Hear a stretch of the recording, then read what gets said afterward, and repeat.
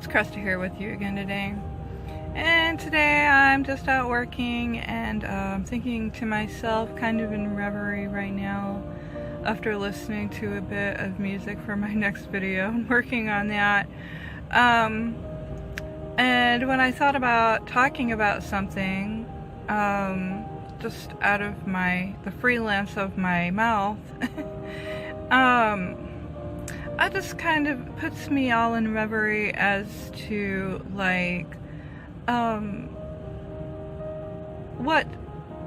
far I've come, and the reemergence of kind of a new way of healing and transformation that I can actually feel happening. It's almost like a band-aid over the soul, which is pretty amazing because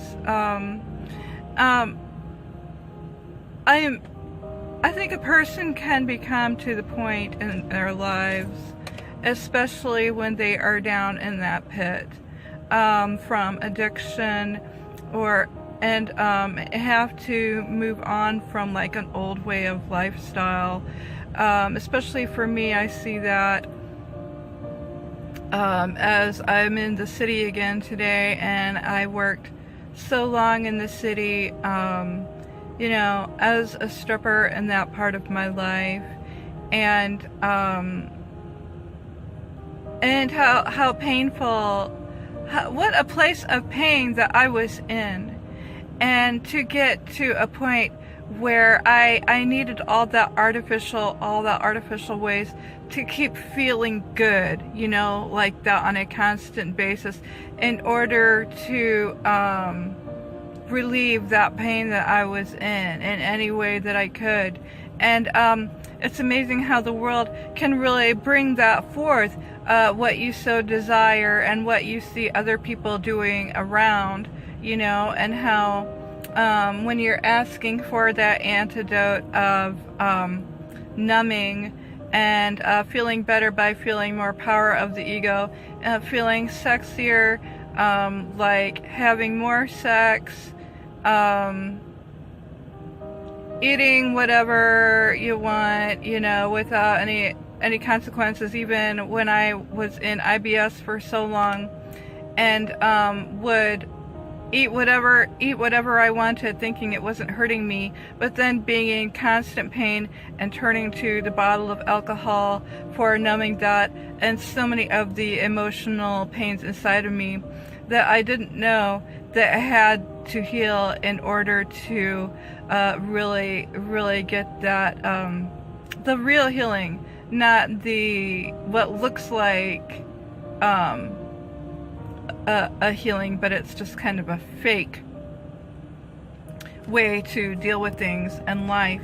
And it's amazing because now that I look at it, all of a sudden my kids are grown up, and I tell a lot of people I drive out here that when we start talking about kids, how they can just grow up in a blink of an eye.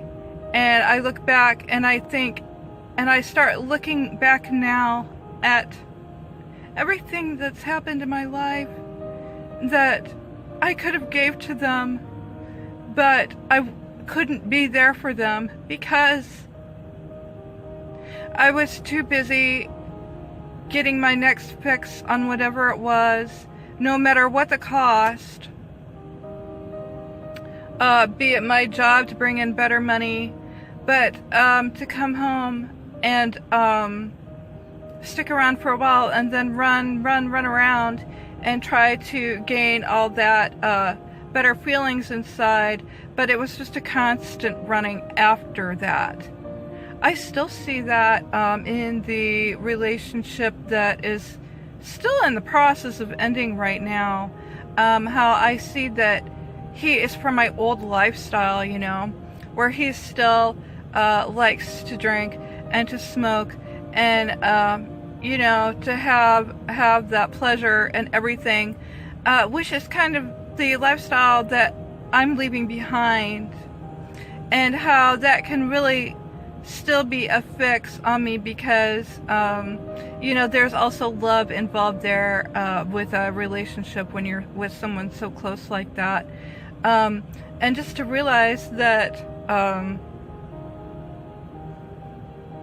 that I had to hit rock bottom and be forced to awaken because of the extreme pain and sickness, more sickness that I fell into because of it all, until God finally kind of like hit me over the head with a rock and was like, woman, it's time to wake up, you know, and the rest of it's up to you. And being led, you know, I still feel like I'm being led so much faster now than ever before, when I remember in the past, just especially on drugs, with guys, you know, living with this guy or that guy that would feed me with their drugs.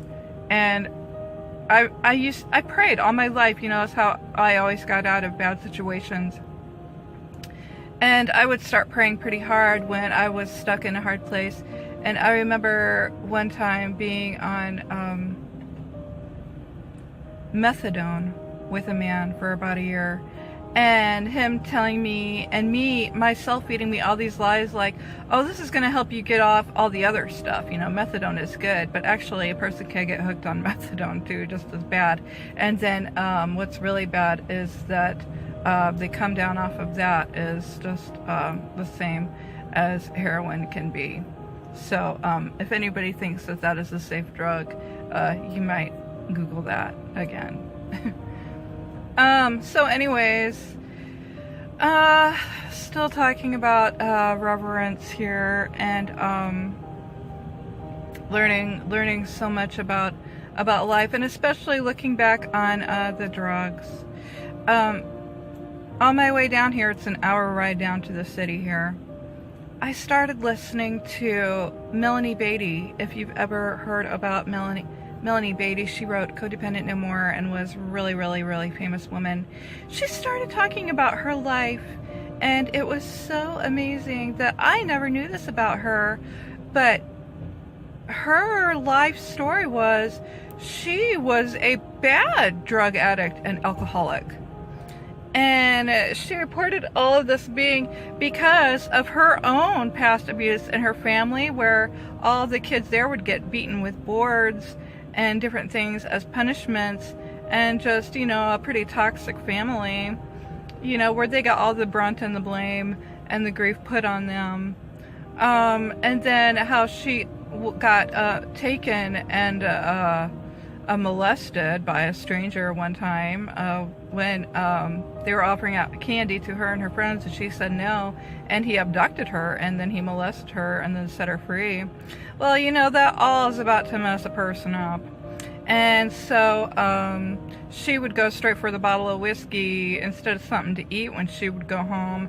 And at a very young age, I'm talking about still as a child, you know.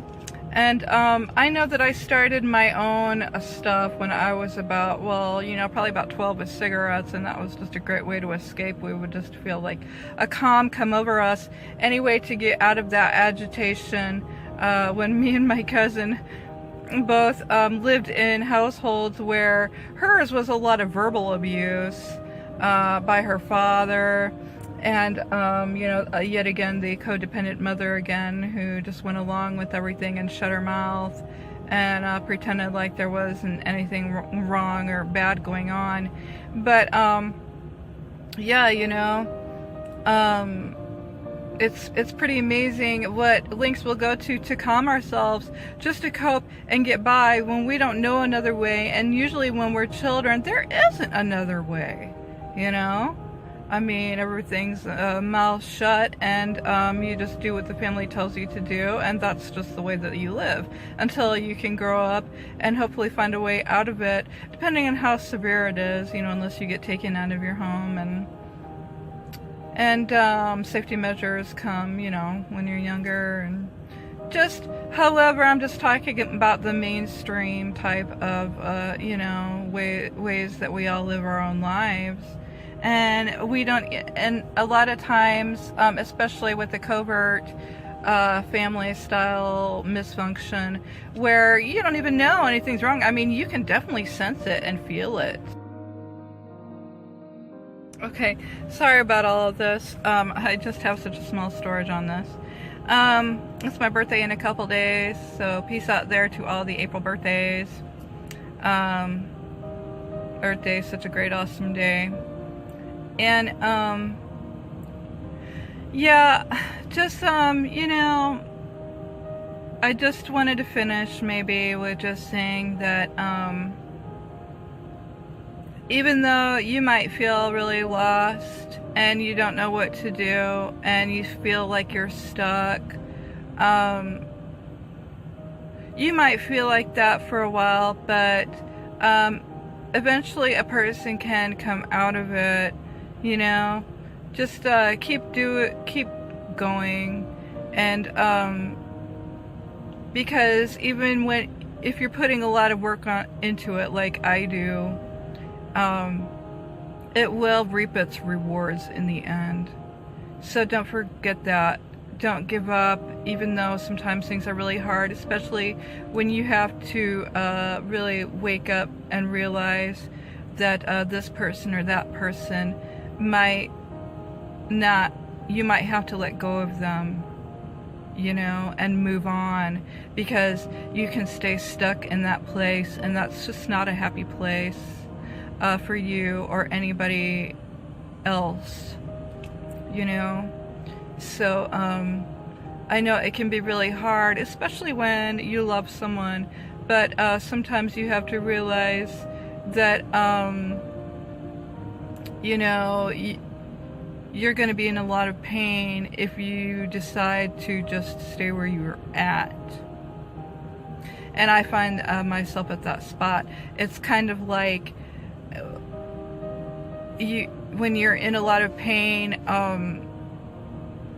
you can stay stuck in that spot, you know, but you're gonna have to leave that spot. You will either be forced to leave that spot because it is too much pain for you to handle, and that's kind of me right now with everything that's happened with me and my kids. You know, there's just such intense pain inside of me that says, okay, there's a force that's driving you right now, and that force is going to be driving you out of the comfortable spot and seat that you're in right now, because it no longer serves you. That spot might be comfortable, but it is too painful to bear anymore, and it no longer serves your purpose.